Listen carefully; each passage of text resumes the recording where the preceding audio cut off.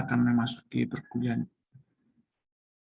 ke-10, di mana kita akan membahas tentang time dan koordinasi atau koordinasi waktu ya di dalam pendistribusian data. Tentu waktu kita melakukan kegiatan ya, kegiatan dalam melaksanakan distribusi itu artinya ada beberapa komponen yang harus bekerja di sana. Makanya perlu ada koordinasi waktu untuk mencatat setiap kejadian-kejadian apa yang kita lakukan dalam hal ini distribusi data tadi. Supaya apa? Supaya sinkron semuanya. Ya. Jadi ada pengaturan waktu. Nah, kita masuk antara apa itu time dan koordinasi atau koordinasi waktu. Kalau kita berbicara secara per kalimat ya di dalam dunia komputer, kalau time itu kan bisa dikatakan pengembang dari multisistem. Multisistem yang apa namanya? Program tertentu ya, multisistem program. Contohnya ya ada beberapa pekerjaan pada memori ya, pada memori CPU atau memori utama yang dikerjakan oleh CPU. Kalau dalam namun di dalam time atau clock itu ya bisa dikatakan adalah sebuah perangkat lunak. Perangkat lunak atau software yang memang dikerjakan oleh CPU. Dialah melakukan misalnya kalau kita melakukan apa namanya itu menghitung waktu secara monoton itu terus berjalan dia. Time seperti contoh seperti timer, durasi waktu itu ya. Itu yang melaksanakan itu adalah sebenarnya yang membuat itu adalah sebuah software yang sudah ada namun dilaksanakan oleh CPU ya.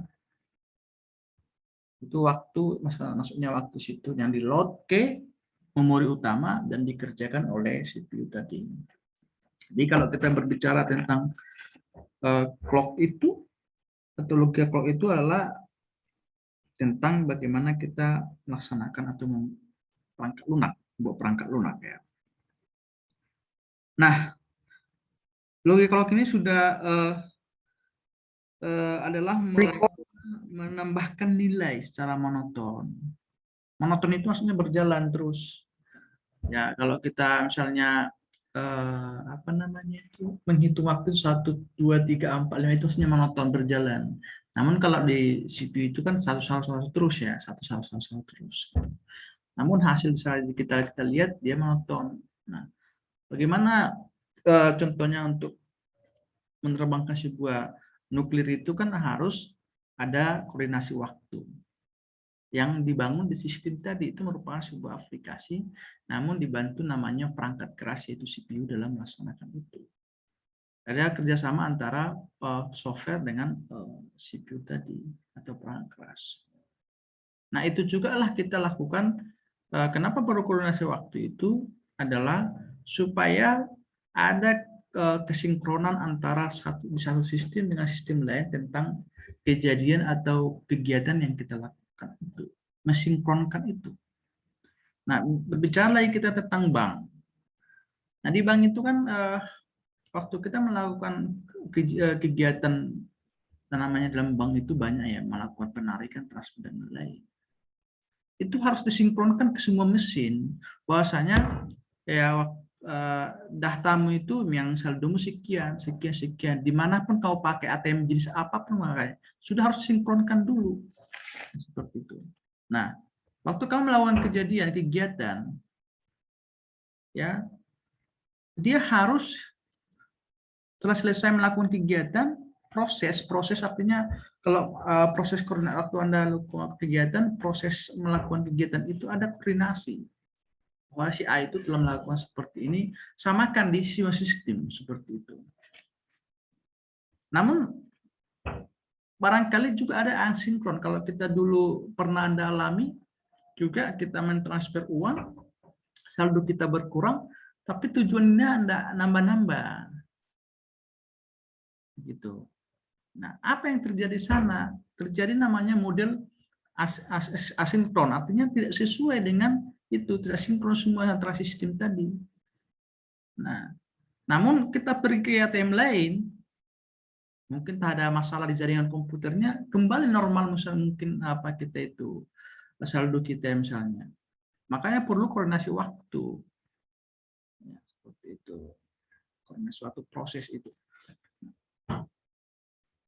Ada kadang-kadang bermasalah di situ tentang ATM kita juga lama keluar, ada prosesnya. Nah, kalau kita tentang proses koordinasi itu, saya langsung scroll aja deh ya.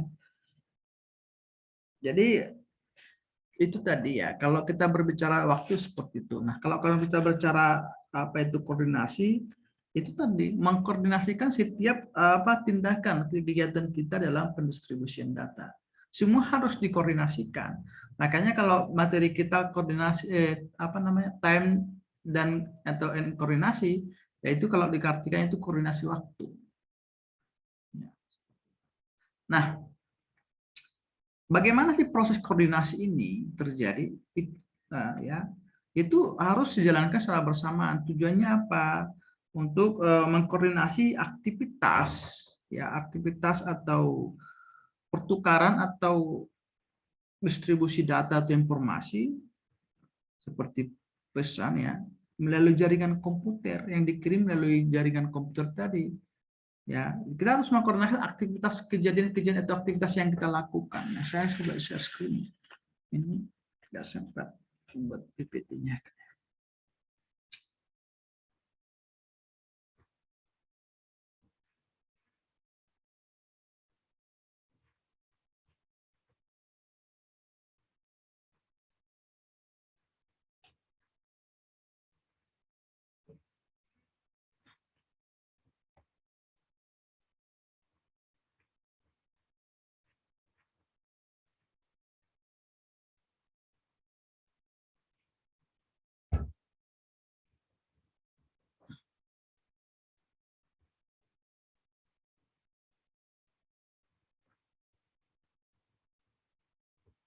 Nah,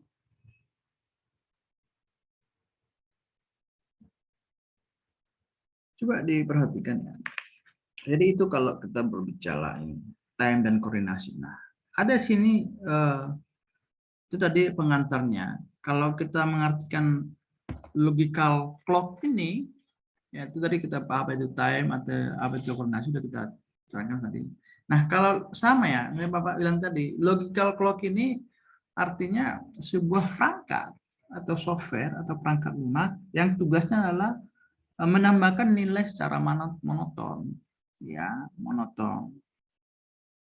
Jadi tidak ada sebenarnya hubungannya dengan apa namanya jam ya. Jam itu diciptakan, artinya dia berbicara dengan sebuah software yang melakukan perhitungan itu waktu tadi. Kalau kita bicara logical clock di dalam dunia komputer. Nah, apa itu sinkronisasi ini? Itu kalau kita berbicara sinkronisasi apa namanya penyesuaian. Penyesuaian itu adalah ada kebersamaan ya, penyesuaian waktu ya pada suatu proses dalam mengumpulkan semua kegiatan informasinya. Jadi ada kesesuaian atau sinkronisasi. Bahwa saham datamu di sini di sistem, kalau kamu pakai di sistem ini sudah seperti misalnya AB, di sistem ini harus AB juga seperti itu. Ada sinkronisasi dinamakan nama itu sinkronisasi, yaitu namanya penyesuaian atau persamaan gitu. Itu dalam dunia distribusi data. Jadi bahasa sinkronisasi, asinkronisasi ini bukan cuma di dunia komputer, ini berlaku, namun banyak bidang. Ya, banyak bidang tentang suatu kebijakan suatu pemerintah juga bisa dikatakan sinkron dan asinkron. Yang seperti mana asinkron itu? Asinkron itu pemerataan. Ya, pemerataan misalnya. Ya, tidak usah jauh-jauh, artinya contoh kecilnya kita ini sebagai pekerja, apapun jabatan Anda itu pemerataan kebijakannya sama, yaitu apa?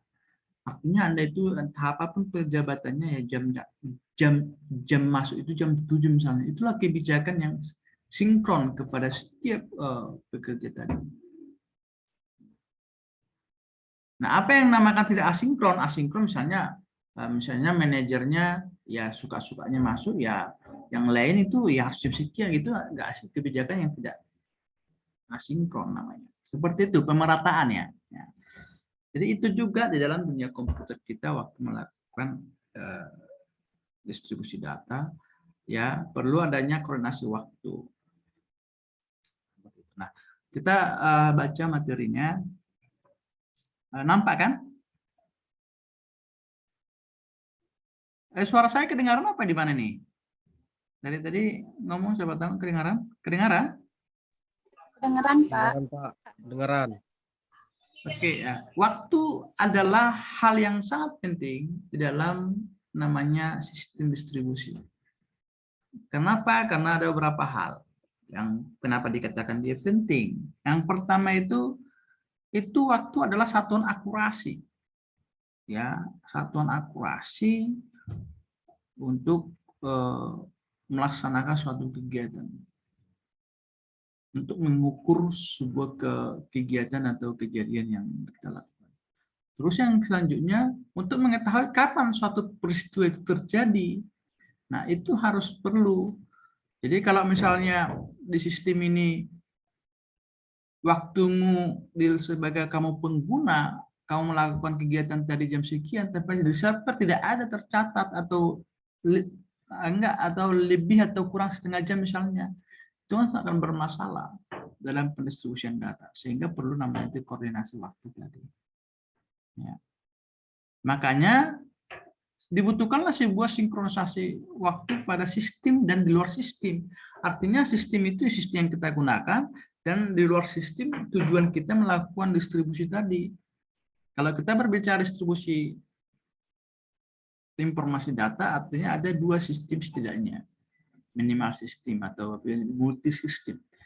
Artinya kita katakanlah privat sistem. Privat itu adalah dua sistem antara pengguna satu dengan server. Jadi sistem ini maksudnya ya yang kita gunakan di luar ini adalah sebagai server yang kita tuju sebenarnya, seperti itu. Nah, ini ada contoh. Sebagai contoh ada transaksi e-commerce yang terjadi di komputer pengguna dan di komputer bank, ya.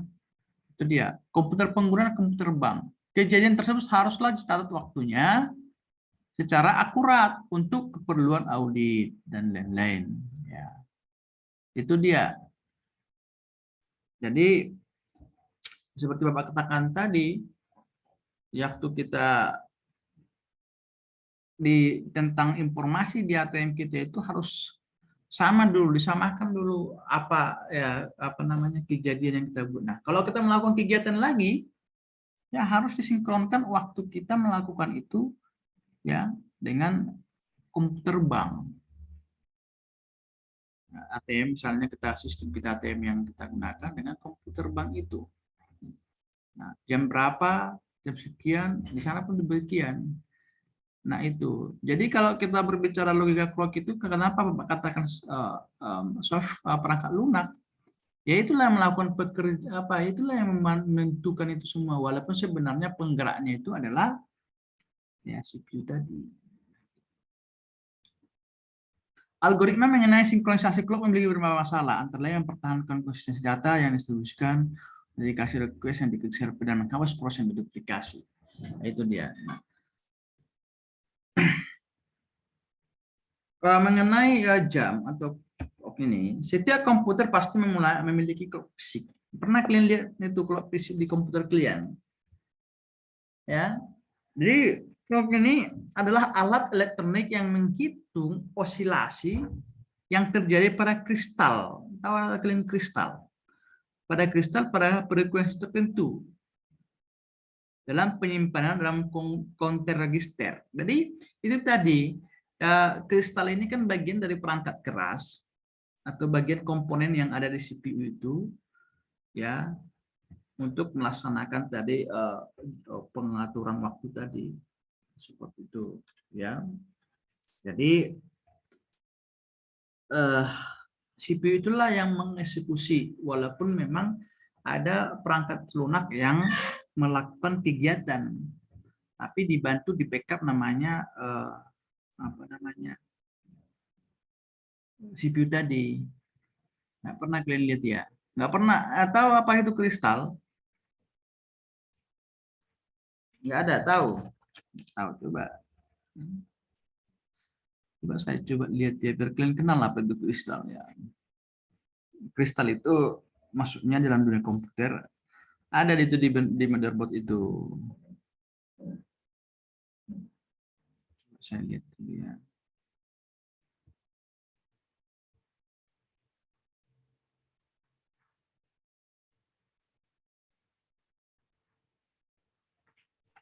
Kalau nggak salah, mana tulisannya? Kristal. Chelsea yang keluar ya, bukan kristal ya. Kristal. Kristal.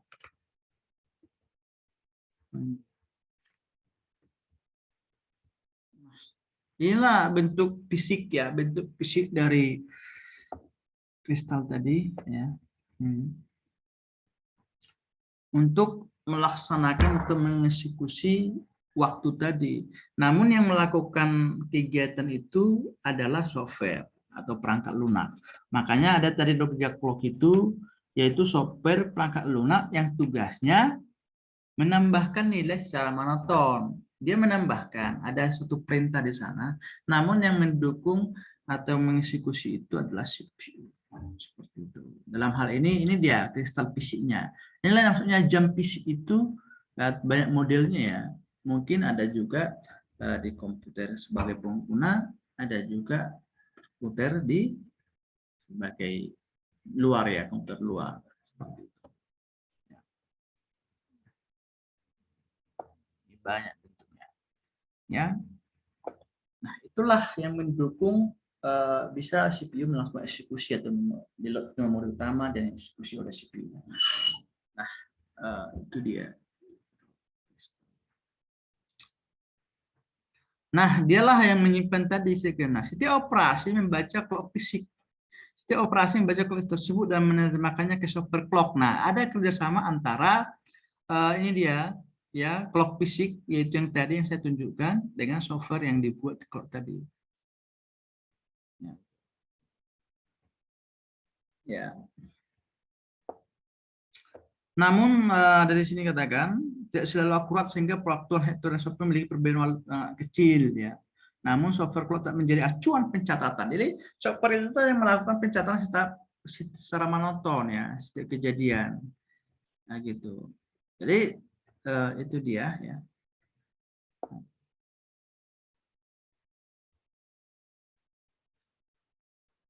Ada jenis-jenis clocknya di sini ya.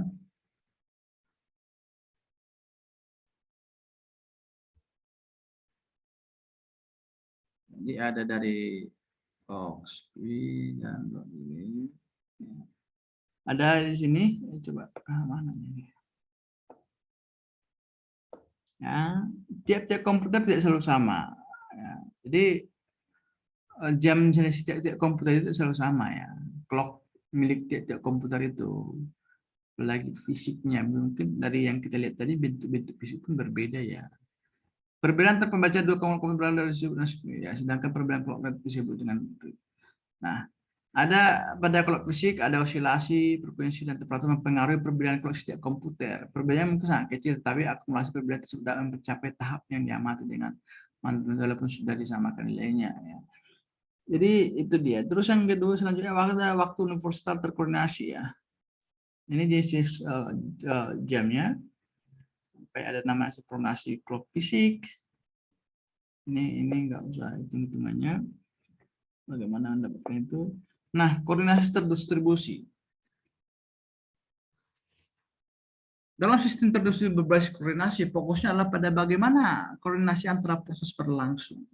Ya, bagaimana koordinasi antara waktu kita melakukan proses kegiatan tadi berlangsung. Jika ada lebih dari satu proses yang siap running, maka sistem SO akan menentukan salah satu proses untuk running lebih dulu. Dia ada seperti ada menunggu di sana. Ya, siapa yang didahulukan dulu, siapa yang menunggu.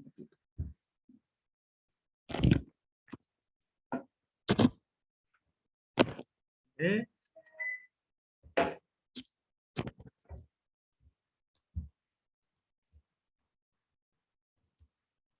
Habis itu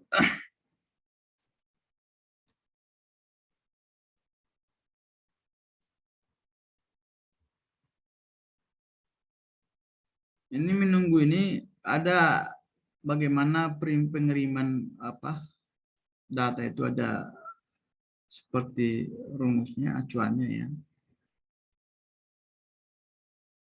Jadi kadang-kadang dia kalau menunggu ya search ya artinya dia menunggu, saling menunggu siapa yang dahulukan dulu, siapa yang ini gitu kalau terlalu banyak tadi. Nah, kita di dalam model dalam sinkronisasi waktu ini ada dua tadi model, yaitu yang Bapak katakan tadi, model asinkronisasi dan asinkronisasi. Tapi sekarang nggak tahu ya, apakah model asinkronisasi karena ada contohnya dari e-commerce antara pengguna dengan komputer bank, apakah asinkronisasi itu masih berlaku di bank? Kayaknya enggak ya. Kalau itu berlaku, asinkronisasi akan menjadi kacau ya kan. Ya. Mungkin pernah kejadian, tapi kan setiap zaman itu ada pengembangan, perbaikan, dan pengembangan. Jadi biasanya, nah seperti mana sih sinkronisasi tadi ya, bank itu memang harus sinkronisasi semua. Modelnya sinkronisasi. Sinkronisasi datanya, terus masalah waktu, setiap kejadian itu semua harus tersinkron. Ya. Jangan nanti ada bentuk asinkronnya di sana, data kita tiba-tiba seperti ini, pakai sistem ini berbeda lagi. Itu namanya asinkron. Jadi itu dia. Jadi dikatakan di sini, sinkronisasi adalah proses pengaturan jalannya beberapa proses pada saat yang bersamaan. Secara garis besar mungkin sinkronisasi menyamakan ya, jadi pemerataannya tadi menyamakan sesuatu secara bersamaan. Sinkronisasi adalah suatu proses pengendalian akses dari sumber daya yang terbagi-bagi atau resource oleh banyak thread ya. Jadi sama.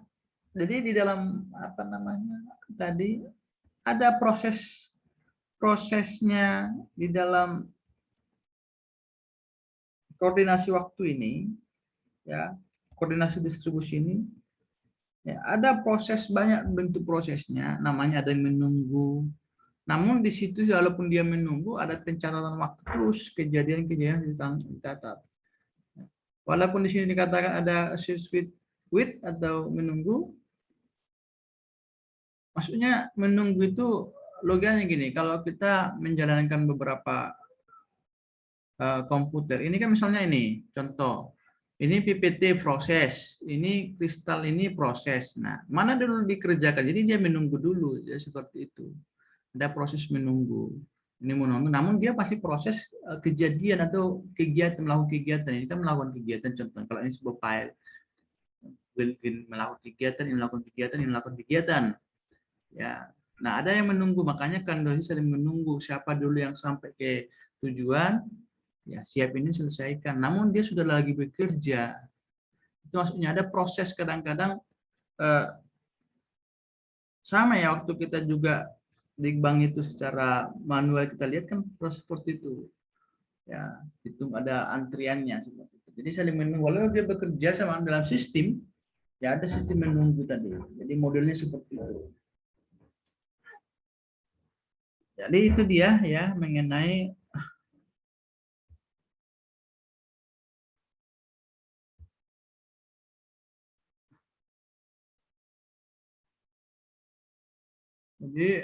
itu dia mengenai itu.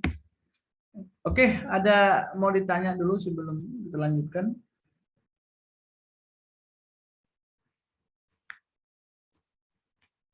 Jadi clock sinkronisasi itu merupakan penyesuaian waktu ya pada suatu proses dalam mengumpulkan semua informasi dalam sebuah sistem, ya, sebuah sistem.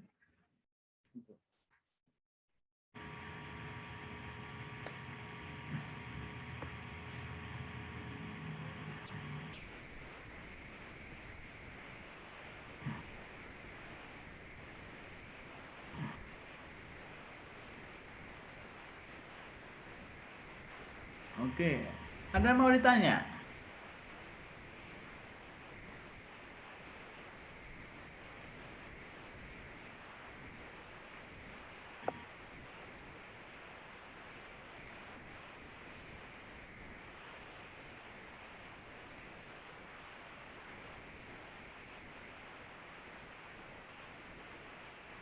Hmm?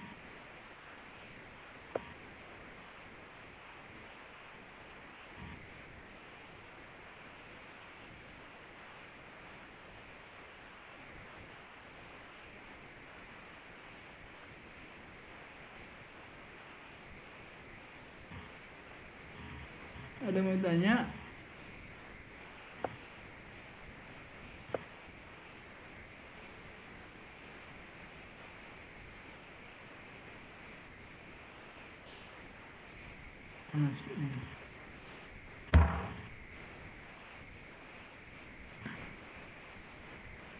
Mengenai koordinasi sinkronisasi waktu yang dia laksanakan ya.